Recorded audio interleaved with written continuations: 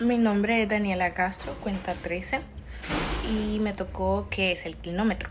Bueno, el clinómetro es un instrumento metrológico que se utiliza para determinar el ángulo con respecto a la vertical de distintos objetos.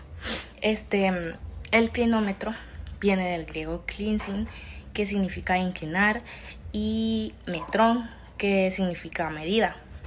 Es un instrumento metrológico que se utiliza para determinar el ángulo en grados hexadesimales con respecto a la vertical de distintos objetos como torres, postes, árboles y estratos, etc.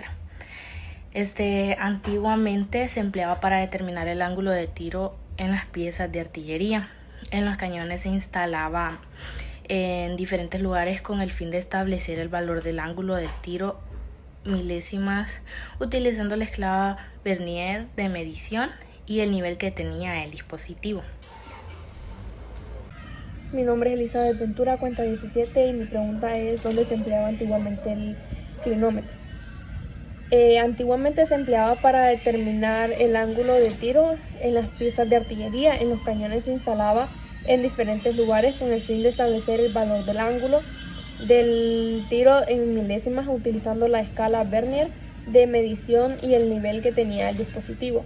Dispositivos posteriores usaban tubos de vidrio curvados llenos de algún tipo de líquidos y una bola de acero para tasar las medidas.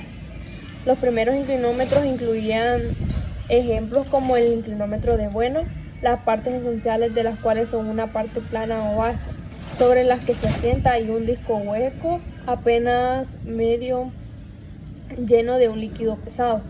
El cristal de la cara del disco está rodeado por una escala graduada que marca el ángulo en el que la superficie del líquido se encuentra con referencia a la base plana.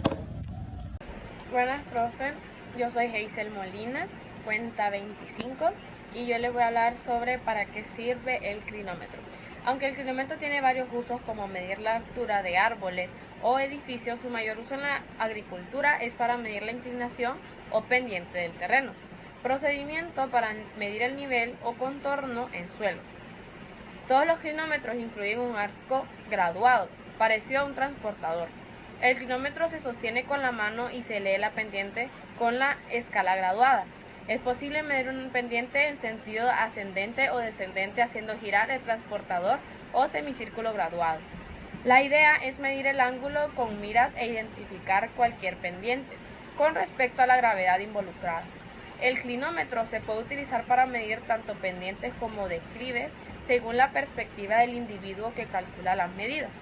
Se utiliza un clinómetro para determinar medidas precisas en lo que respecta a la pendiente, la altura y la distancia.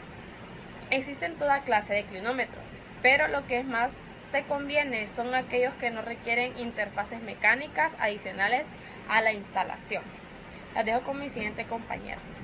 Es María Palada, cuenta 34, y voy a explicar cómo se utiliza el clinómetro.